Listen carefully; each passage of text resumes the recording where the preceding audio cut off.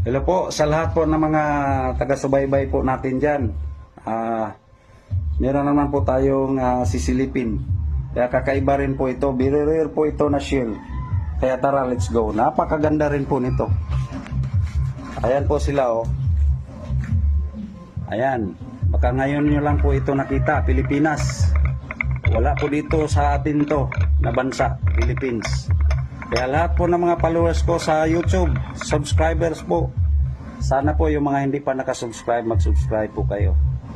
Kaya nakapangalan po ito sa Turbo Mamoratos Muschel Graner Turban. Ito yung bali yung pangalan niya. Napakalupit oh. Sa ibang bansa po ito. Bali nabili ko rin po ito sa sa online selling po. Kaya napakamahal po. So thank you po sa panonood lahat ng mga taga-subaybay ko.